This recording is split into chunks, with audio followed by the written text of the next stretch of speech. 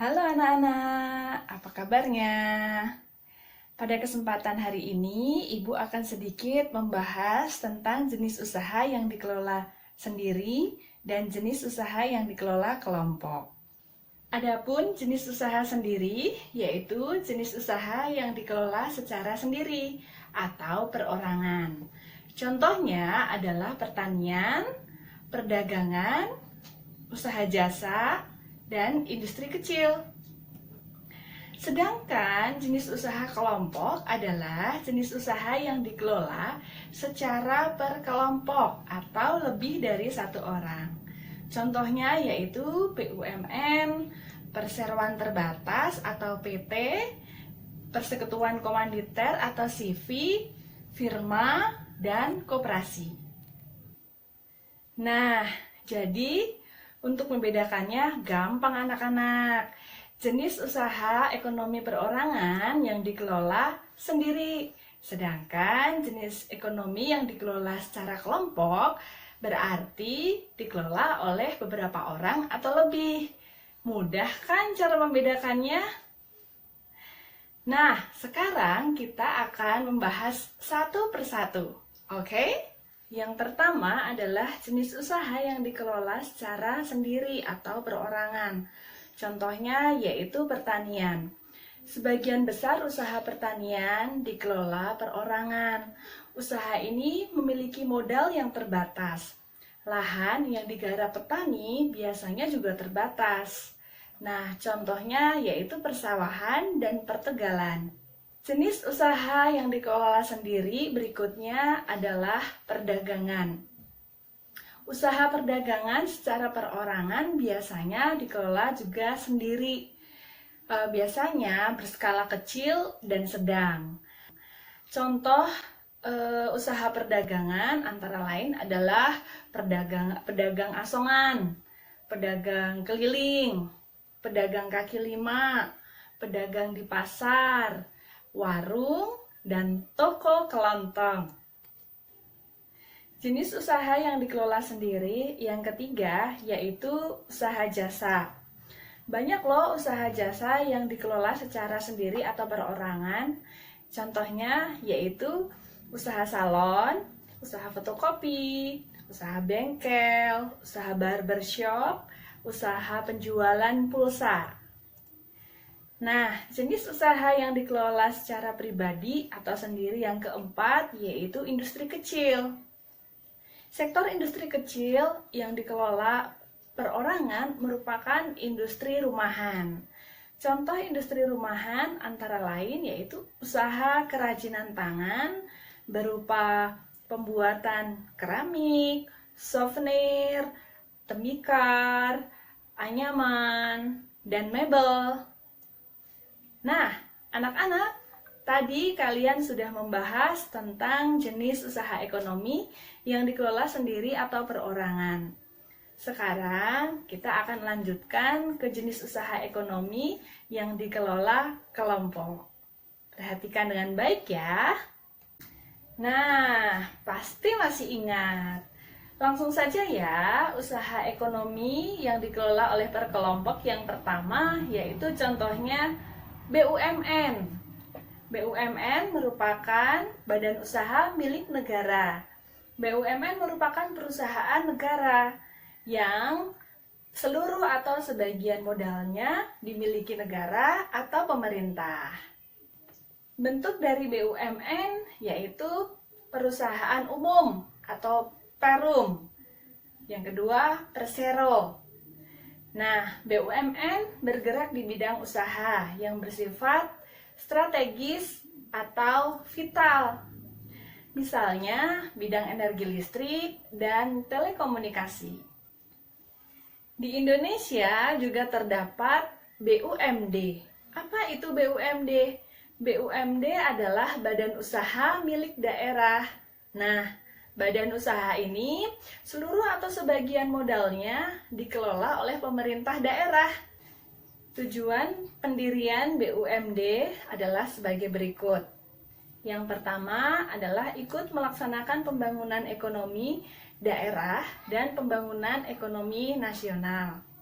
Yang kedua, yaitu memenuhi kebutuhan rakyat dan menyediakan lapangan kerja untuk mewujudkan masyarakat yang adil dan makmur.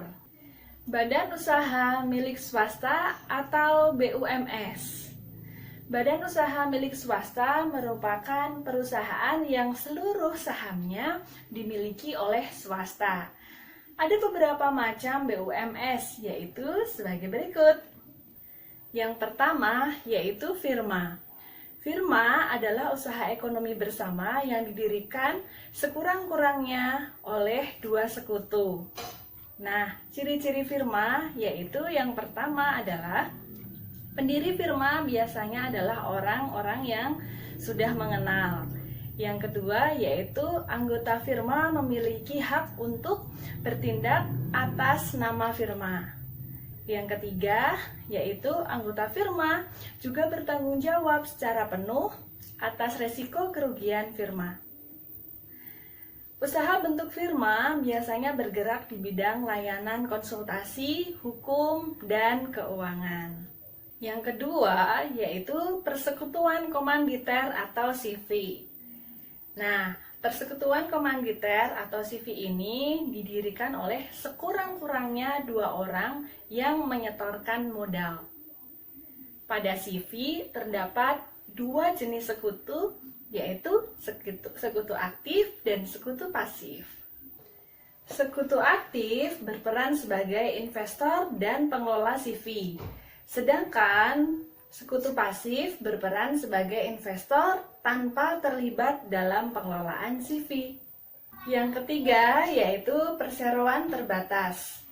Perseroan terbatas atau PT adalah usaha bersama yang modalnya berupa kumpulan saham.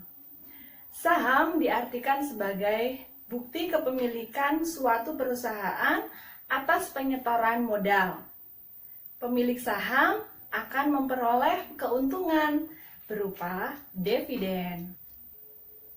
Yang ketiga yaitu koperasi. Koperasi adalah badan usaha yang beranggotakan orang-orang atau badan hukum koperasi. Nah, kegiatannya berdasarkan atas asas kekeluargaan. Koperasi pertama kali didirikan oleh Dr. Andes Muhammad Hatta. Nah, bentuk-bentuk koperasi di Indonesia yaitu yang pertama adalah koperasi konsumsi. Apa itu koperasi konsumsi? Yaitu koperasi yang menyediakan sebagai barang konsumsi untuk memenuhi kebutuhan sehari-hari. Contohnya apa ya? Contohnya adalah beras, gula, minyak, sabun, peralatan rumah tangga, dan barang elektronik. Tujuan dari koperasi konsumsi yaitu tentu saja untuk memenuhi kebutuhan konsumsi, untuk memenuhi kebutuhan sehari-hari bagi anggota dengan harga yang layak dan mutu juga yang layak. Yang kedua yaitu koperasi simpan pinjam. Apa itu koperasi simpan pinjam? Koperasi simpan pinjam adalah koperasi yang menyediakan layanan simpan dan pinjam. Koperasi jenis ini menerima simpanan dari anggotanya. Selanjutnya, uang yang telah terkumpul dipinjamkan kepada anggota juga. Yang ketiga, yaitu koperasi produksi. Apa itu koperasi produksi? Koperasi produksi yaitu koperasi yang menyediakan bahan baku, produksi, dan menyalurkan hasil produksinya kepada anggotanya.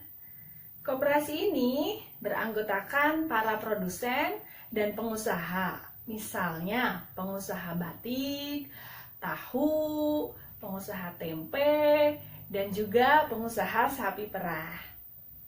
Yang keempat yaitu koperasi jasa. Apa ya koperasi jasa itu?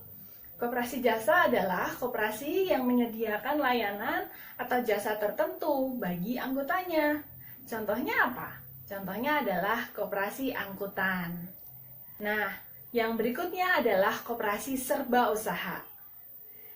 Apa itu koperasi serba usaha? Koperasi serba usaha adalah koperasi yang mengelola berbagai jenis usaha, misalnya menyediakan barang konsumsi, simpan pinjam, penyediaan bahan baku, dan penyaluran hasil produksi.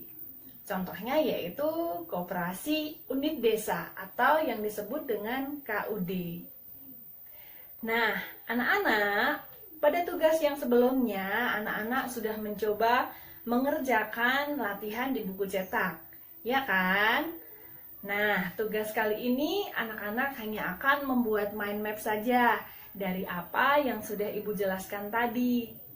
Sebagai catatan, nanti kalian akan memfotonya dan akan mengirimkannya di Google Form yang nanti alamatnya akan Ibu kirimkan. Demikian pembelajaran kita hari ini mengenai jenis usaha yang dikelola sendiri dan jenis usaha yang dikelola kelompok. Selamat belajar ya anak-anak, dan sampai berjumpa kembali di sekolah dalam keadaan yang sehat. Selamat belajar anak-anak, sampai jumpa, Tuhan Yesus memberkati. Dadah!